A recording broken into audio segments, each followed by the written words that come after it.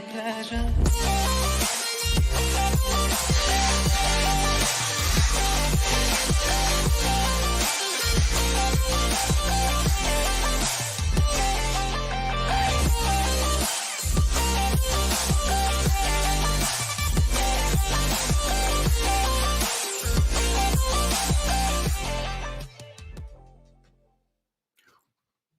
What's up, world, and welcome to the Super Investor Show. My name's John Harry.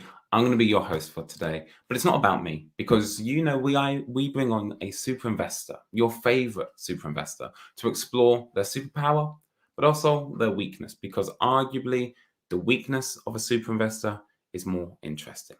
Now, talking about interesting, this show is mainly for the H barbarians, because if you didn't know who ran the Hashpack wallet, the leading wallet on Hedera, you're about to right now, arguably the most important person in the Hedera ecosystem, because they're responsible for a lot of HBAR tokens and the future of the utility of the HBAR token. So with that being said, ladies and gentlemen, if I can get a round of applause, please.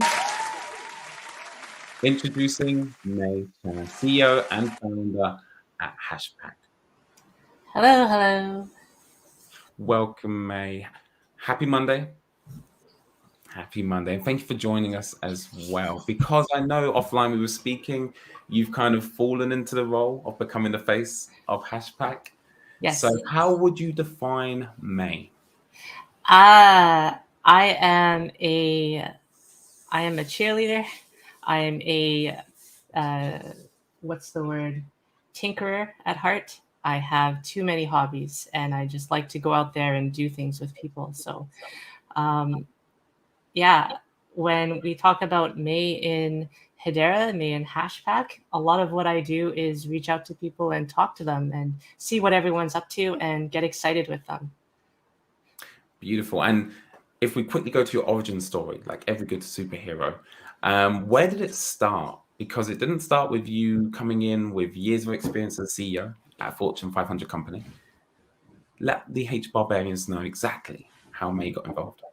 Yeah, I got involved by buying a meme coin called Hoj, which is Doge, but with a bulldog. One of my friends in early 2021, so a year ago, told me, hey, you should look into crypto because it's popping off. And that was my first jump into the crypto ecosystem. And shortly after that, I lost a little bit of money on Hoj. And then I went and looked into other platforms. I liked Link. I liked GRT. And then I eventually found Hedera. And that was maybe in February or so. And then in March, I started tinkering around with their SDK, making some things with the code. And I was like, well, this is pretty cool, but I'm just a hobbyist when it comes to things, and I would love to do it with some other people.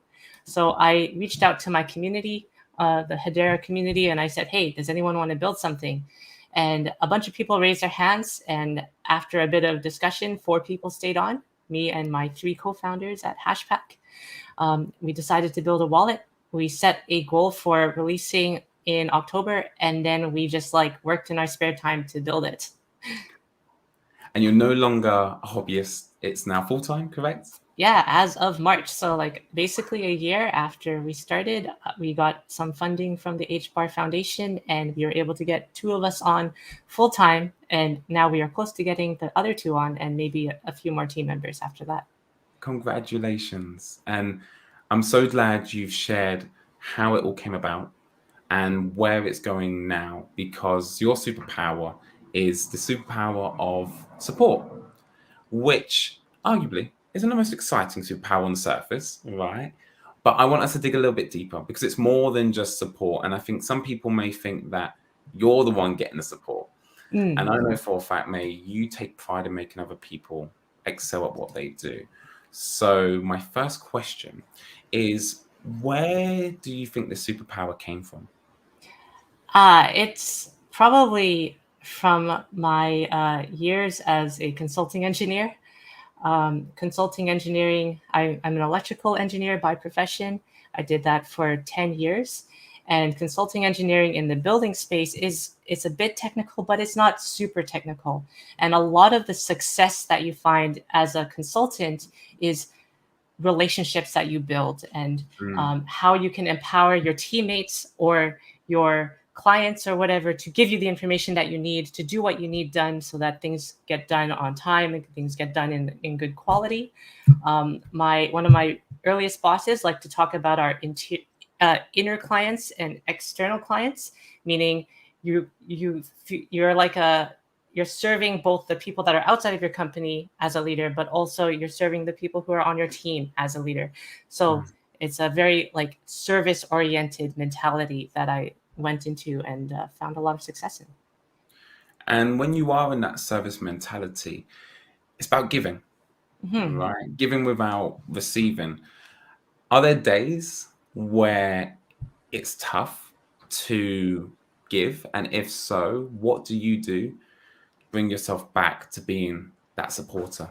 Well, the thing is that I don't give without receiving. um, I I think that relationships are a two-way street. It's a give and take, and it's all about providing value to people, but also they are providing value to me as well. And I guess it's not like a transaction, right? It's not about counting, you know, I give this much and they give this much back. It's about recognizing what everybody brings to the table. And it's more like a philosophical approach where if I'm talking to somebody, if I'm getting excited about what they're doing and they're telling me what they're doing, I'm learning from them, right? They're sharing with me the things that they're good at, that they're accomplishing, and that enriches my understanding of the world, and it enables me to do my job better. So I don't see any of the interactions that I have with people as just being a giver. I see it as a two-way street. Yeah. I didn't expect that answer from you, and I'll say why. Because we hear, especially from like people like Gary V. Are you familiar with Gary V? I'm not. Okay, so Gary Vaynerchuk, big marketer, dominates social media, and he talks about giving without expecting, because when you expect, you're losing. And what I like from you, May, is how radical candor you have about, no, when I give something to someone to make them excel at what they do, not that you're counting, but you do understand that at some point this person, some way or shape or form, will bring value back to you. Could you give an example where your superpower of support changed a situation, whether that be with Hashpack or in your past life? Superpower of support, changing a situation. I just think that it's a day-to-day thing. If we have to talk about big changes, then I would say that a good one is when we launched Hashpack. Yeah. And we had the most basic wallet, no NFTs, just sending and receiving HBAR. Those were the dark days. It wasn't long ago, right? It wasn't that long ago, but yeah. I had this idea that we had to focus on tokens. We had to focus on fungible tokens because we wanted to get the DeFi economy up. Cool. And our lead dev wanted to focus on NFTs. And I didn't agree with this. This was my own opinion, but we talked about it as a team. And he was like, this is really important. The NFT marketplace on Hedera is heating up big time, and we need to support these customers, these users. And I said, well, if that's what you feel, let's go for it. Let's do it. We came up with a plan. We did it together. We talked about the features that we did, and then I went out into the community, or we went out into the community, and we talked to the HBARbarians and the community and said, hey, we're going to put this out. What do you guys want? Yeah. And then we launched our gallery, and then we launched things that let people trade their NFTs, and we did that before any sort of tokens, right? And I think that is a really good example of finding a huge amount of success where I didn't lead it. It wasn't my idea, for sure. I didn't want to do it, but I leveraged the passion and the insight of my teammates.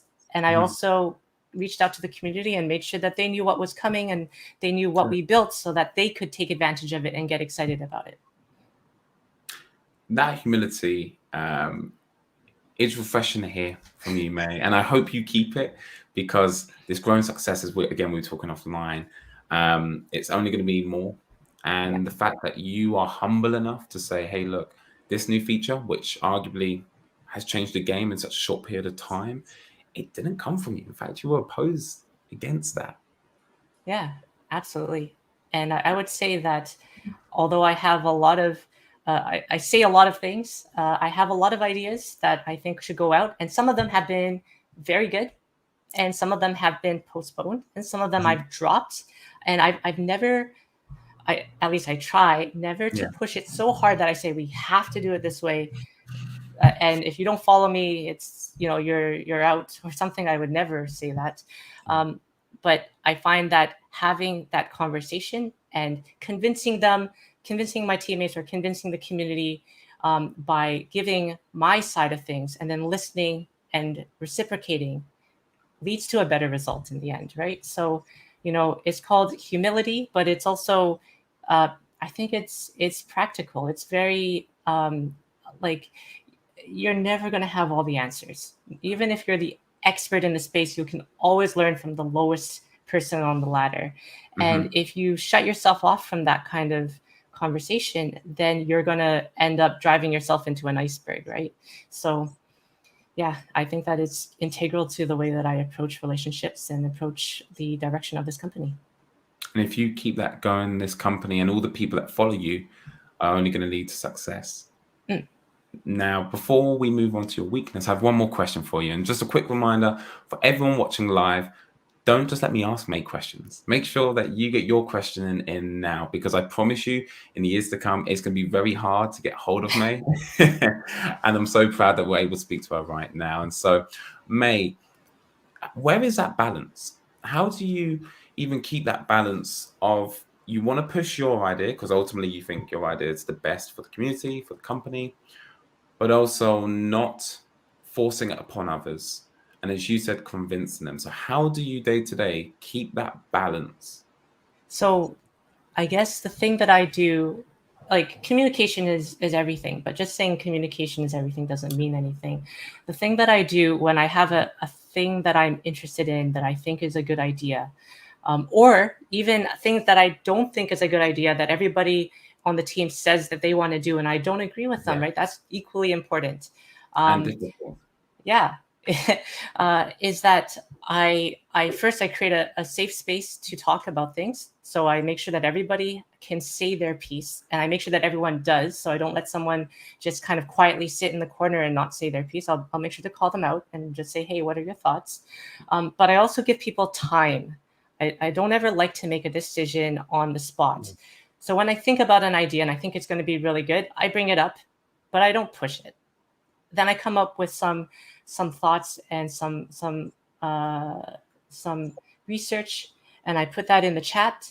I talk to the people, especially if they're resistance against it. I say, hey, what do you think about this? It kind of goes against what you're saying, but maybe there's some validity to it. And maybe they tell me something good or bad. Maybe they're just vehemently against it. Then I talk to people in the community and developers and companies, and I say, hey, this is something that I'm thinking of. We're probably not doing it anytime soon, but what are your thoughts? How would you go about solving this problem? They give me ideas. And then over time it builds, and usually it changes. It's never what I thought in the beginning, right? It's informed by everybody's thoughts. And then eventually what I found is the people who are against my idea in the start, they come around, or we change it in a way that everybody's happy.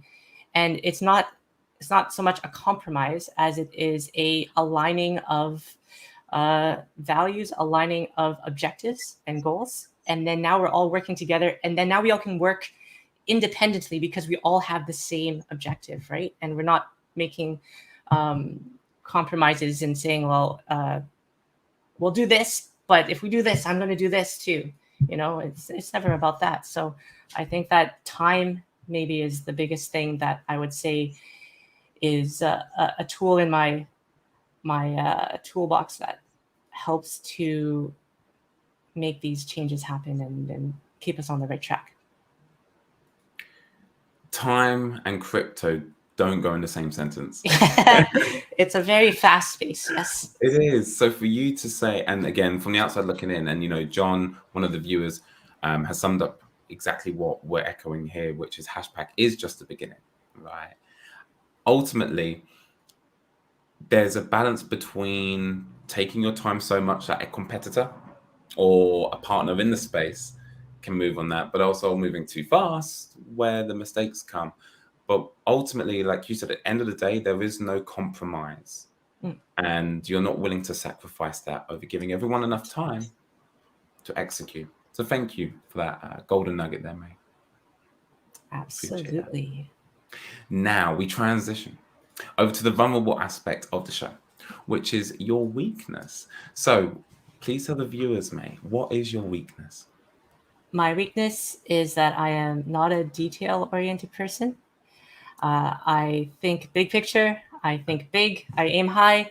I come up with a lot of ideas, and then when it comes to actually building the thing, I like my eyes glaze over, and I can't actually like do the actual work.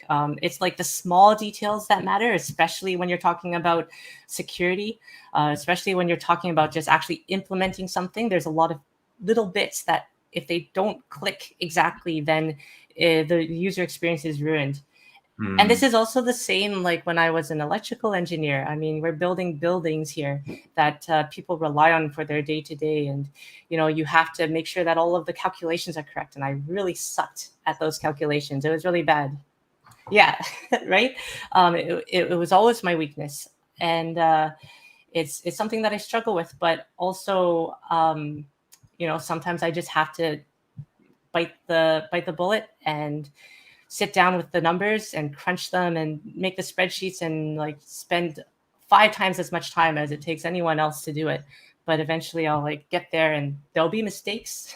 So yeah, definitely my weakness, definitely something I struggle with. Have you found any benefits from it taking you 2, 3 times, maybe 5 times longer than the person next to you to understand that detail? I mean, it's not the understanding, it's the doing it.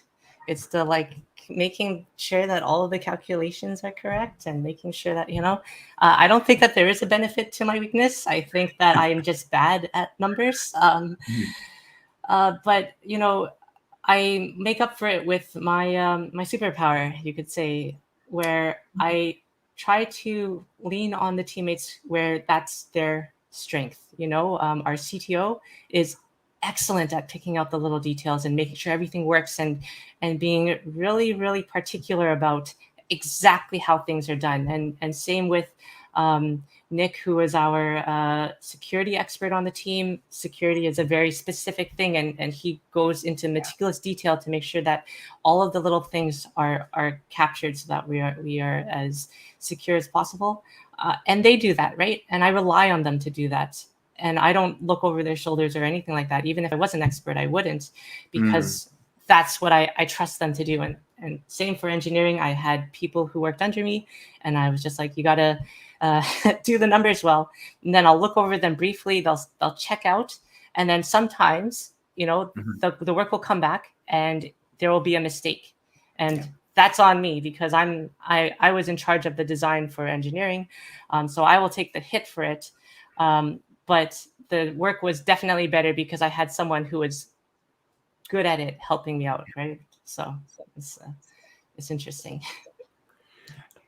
And what I hear from other leaders who have the same weakness as you, right? They say they do a little bit of everything. They have a little bit of knowledge on all the different areas, because ultimately, if you know a little bit about security, when you are hiring or working with someone, they can't pull the wool over your eyes. Is that a British saying or is that a universal saying? I would say that applies to me for sure. I do rely on people, but I'm also I have a lot of hobbies, and some of that is programming, and some of that is cryptography and crypto. I'm a very well-rounded person when it comes to knowledge of the space and what's going on, and it excites me, it interests me, right? And I would say that I'm very good at gathering information from multiple sources. So that's what I'm good at. And the itty bitty details, that is something that I can lean on someone else to do for me most of the time. And hopefully in the times where there are mistakes, then my good relationships will hopefully smooth that over and give me a chance to have a second go at it. But yeah, I've lost my train of thought. No, it's absolutely fine. You were saying about how having that second chance to go after it again, even if, and there's a great saying, you either win or you learn. Right.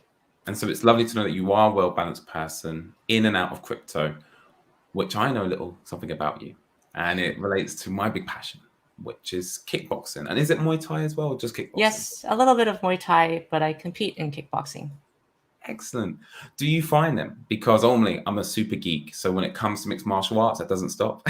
And I'm all about technique. Do you find that your weakness is mutually exclusive to No, the crypto space? Or it's mutually, like, there are no numbers in kickboxing, and it's all about building those patterns and training your body to perform, and so if I had to like start I don't know, recording my heartbeat and training, training specific routines where you had to do this many sets and this many minutes of whatever running and stuff like that, that would be something that I would struggle with maintaining. But building up the skill of kickboxing and generating, improving over time, that's something that I very much enjoy. And also the it's funny you say win or learn, never lose. This is something that I think I actually have a shirt on, like a hoodie that was from my kickboxing gym. And one of the big things, and this is something that I take into business, is that kickboxing teaches you to be okay with loss. When you compete, you're never going to win every single time. And losing is an integral part. And losing is also the biggest opportunity to learn, right? Yeah. And so when you lose, when you make mistakes, when things don't go right, it's a chance for you to figure out what went wrong and how you can improve for the next time, right? And conversely, winning is not actually like the best thing to learn from, because you can win for a variety of factors.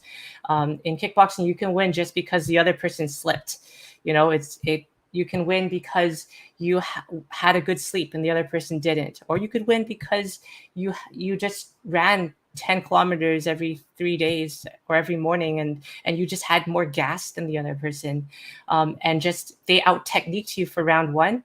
And then in round 2, you kind of started taking over. And then round 3, they were gassed and they couldn't do anything. And you just out injured them. And that is a legitimate way to win. And sports are nice because the rules are set.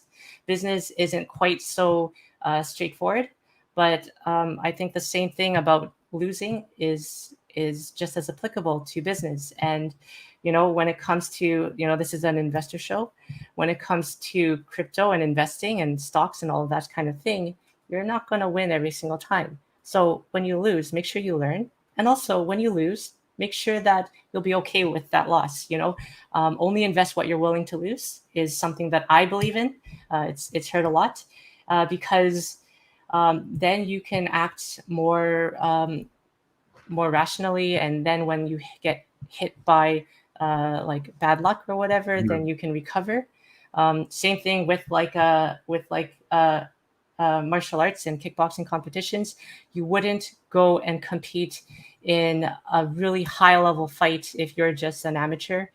You wouldn't compete without protective equipment or without a referee and the rules and set and all of that kind of stuff, because that has risk, and the risk of concussions and the risk of getting permanently injured, that's very high, right? Real. So Yeah. you got to be okay with that if you're going to go into that. And maybe if you're a professional in that field, that's fine. But if you're just an amateur, if you're just a hobbyist, then that kind of risk is something that you have to weigh, and maybe you just don't take that, right? So when I compete, I'm advantaged in that sense because girls cannot generate power. The amount of power that we can, if I punch a person as hard as I can, I'm probably not going to give them a concussion unless it's a very good shot, right? And then we're also wearing gear and gloves on top of that. So that means I can focus on the sport. I can enjoy myself, and the risk is very low, and the benefit is very high. And so it's a very fun activity for me to do. And May, your humility doesn't do you justice, because what the audience don't know is you're a champion at kickboxing. Yeah, a little bit. I flew to Mexico in November or October last year, end of October.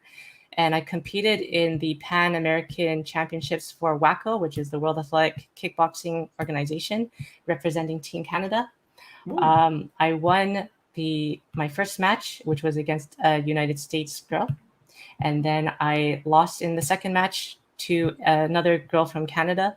And that was what ranked me silver, because there was a very small coming in the female brackets. But yeah, silver in a international amateur competition. That's probably, I would have liked the gold, but to be honest, I learned a lot from losing in that matchup. Actually, it was very valuable, very, very valuable.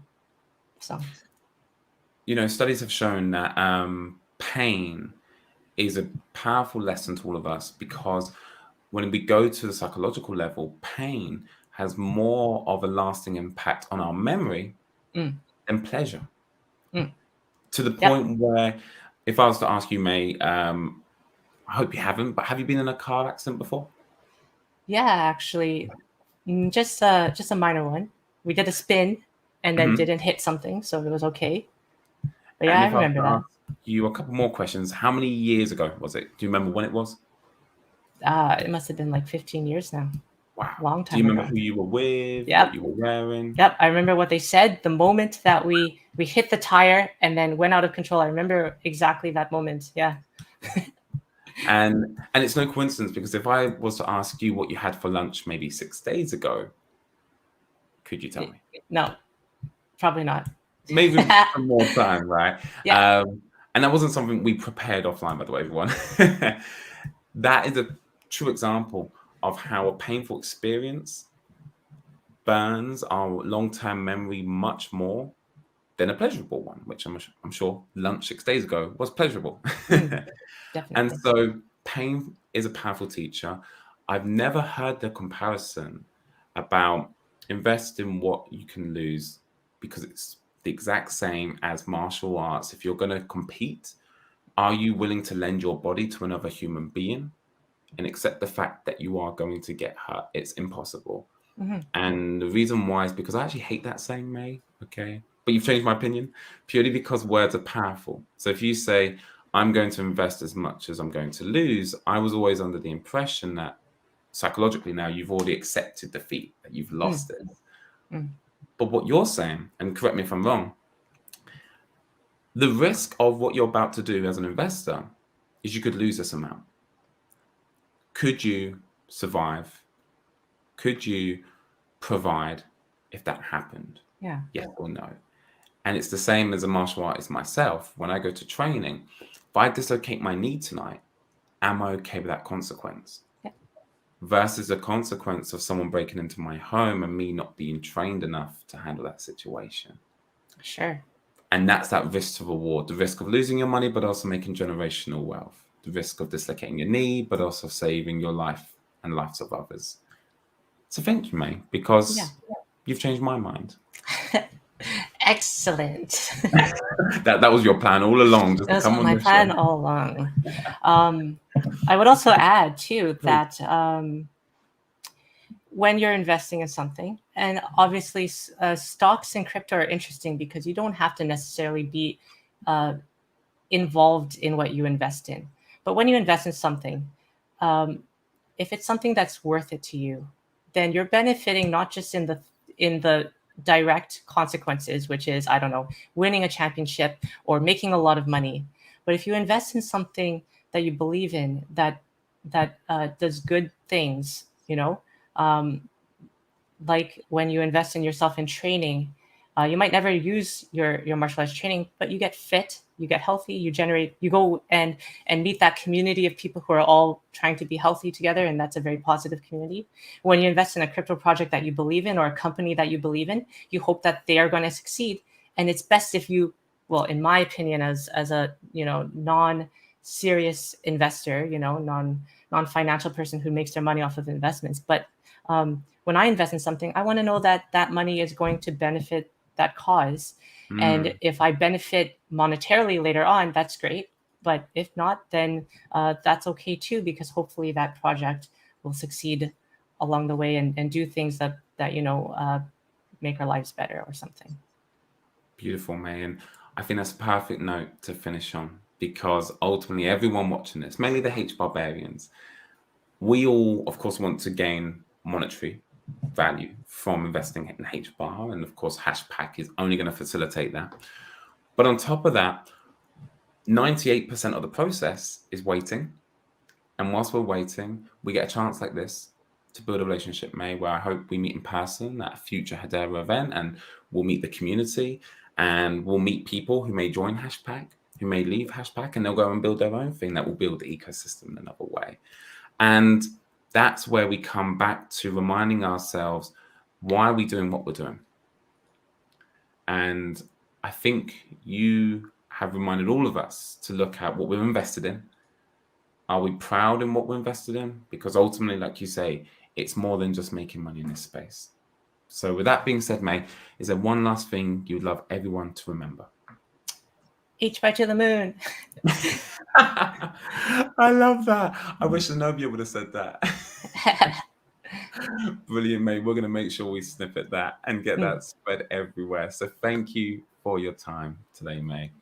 And I know you're going to be hanging around. We're going to speak offline as well. With that being said, I know everyone watching live right now has learned more about Hashpack, learned more about you, and hopefully learned more about themselves. So we'll see you very soon. Cheers. And now, everyone, we have to kind of reflect now, appreciate the knowledge that we've just gained from May, because I promise you it's going to be difficult for me to get her back on the show in a couple of weeks, months, and years to come. So I know this has been valuable to myself. I hope it's been valuable to you. And I also hope that you come back next week. So next Monday, we have on, arguably, if not factually, the biggest NFT in the XRP and Ripple ecosystem. That is the Xpunks. The co-founder and CEO, Kai. Kai will be joining us and also talking about on AVAX, on XRP, and of course, Xpunks, but more importantly, his superpower of strategy. So be sure to tune in, join us then, because as you know, I love HBAR, I love XRP, so it's going to be a fantastic episode. I'm going to fanboy once again. I'm sure there'll be an episode where I don't fanboy, but until then, have a great evening, and we'll see you next week. Pleasure.